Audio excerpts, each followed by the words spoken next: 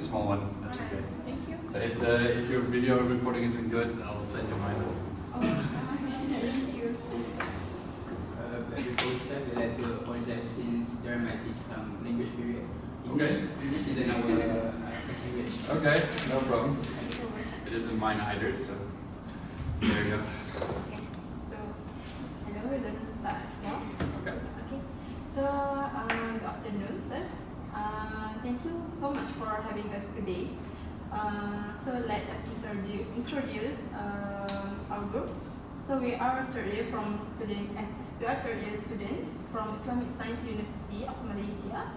Okay, so this interview is part of our course project for the subject educational psychology, and our topic is gifted students. Okay. Okay. So before we start, let me briefly introduce our group. My name is Anis, just call me Anis. And my friends will be asking a few questions about teaching strategies, classroom management, and other related topics. Okay? So, if it's okay, we also like to know a little bit about you and this school, just to understand more about the background and your experience here. Okay. So, can you please introduce yourself and a little bit about this school? Okay, so I'm TJ van der Molen. From the Netherlands originally. I've been here for 15 years almost. I'm a specialist in highly gifted education. So in the Netherlands, this is a postmaster you can get, education master. It sits in between psychology, education, social science. So it's kind of a weird hybrid of all three of those, because education sits in that triangle as far as I'm concerned. So I've done research specifically on gifted kids for the university as part of my specialization. I've also started a company here called Passend Education. So Passend Education, the name Passend is Dutch. It means inclusive in terms of any kind of different learning needs that you have. So it's a tailor fit. So the term translates like inclusive, but also tailor-made. And obviously, a lot of people work with SEN, so special education needs, and that's a very big focus in Malaysia, particularly on ADHD, autism, you name it, but we focus exclusively on the highly gifted kids. So gifted in Malaysia sometimes does also get confused with ADHD and all the other stuff. That's, from an academic perspective, not correct. Gifted is a term coined about 125 years ago to reflect people with an IQ of 130 or more. And that is a little bit of an old-fashioned way of looking at it. So IQ is not the only measure, but we know that they're neurodivergent individuals that often are very good at learning skills faster than other people. So the way I define it is they're a creative individual, fast thinkers that can learn a skill faster than about 95% of the population. And that could be often expressed in a high IQ, but not always. Now, our company's mission is to make gifted kids happy, autonomous, and successful. Now, since you guys are students, one of the things I'm hoping that you run into is the works of Betts and Nyart, particularly their model and profiles for the gifted and talented. And in that particular model, what they want gifted kids to get towards is what they call autonomous successful. And autonomous successful in their terms means somebody who can learn by themselves and somebody that basically, well, how would I say, you just need to get stuff out of their way rather than really help them. They're really strong both socially, they're really strong with their learning ability and so on.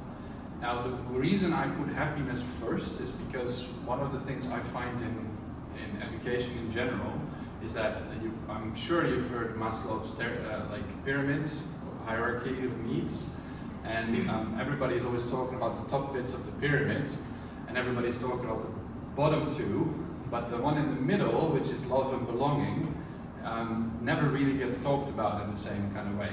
And what is very interesting is that if you actually look at what happiness isn't just like having fun. To be honest, that's a really small part of it at all. because we don't have fun all the time. Yet there's people that are happy a lot. So happiness, the way that we look at it, is that happiness is three things: bodily,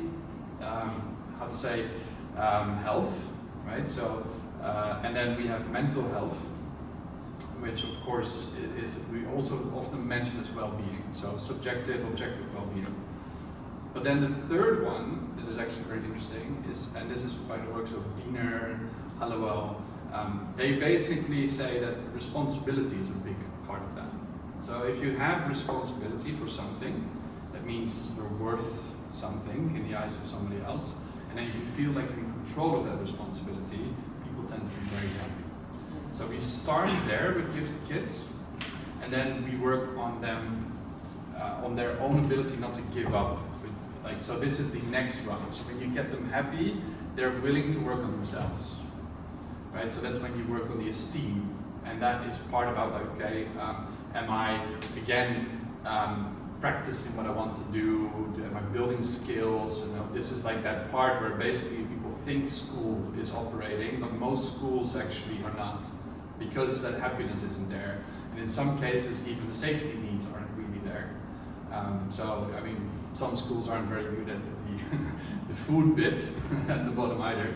Not in Malaysia, the food's most of the time tends to be quite nice. Curry and rice is very easy to do nice in Malaysia. So, but yeah, so that's where we are, and that's where the company comes in. So the way that we operate is we have my private classes here on Saturdays. We have about 34 kids enrolled in the program right now on Saturdays. Those are like from 4 years old, my oldest is 18 that I'm working with here. So it's quite a broad range. A-levels, doing A-levels, one is doing O-levels. A lot of them tend to be, unfortunately, from international schools, because a lot of gifted kids in Malaysia don't have a lot of places to go. There is the program Permata Pintar from UKM, and that's the only one. And it's a lovely program. I have thoughts about it being a boarding school at its core. I think that is excluding a lot of parents that don't want to send their kids on a boarding school. And then the other thing is that they have 150 positions every year. We have about 300,000 potentially highly gifted kids in Malaysia. So between what we're doing, that's not really enough yet. So I also work with international schools. So I work with Help International, Sri KU, both private and international. Tailors, we've got programs there.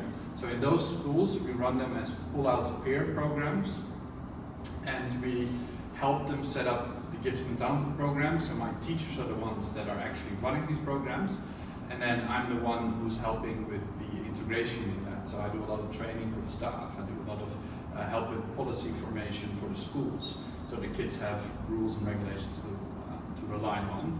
And then, with all that, we run them as pull-out peer classes. So I hope you guys have already learned what those are.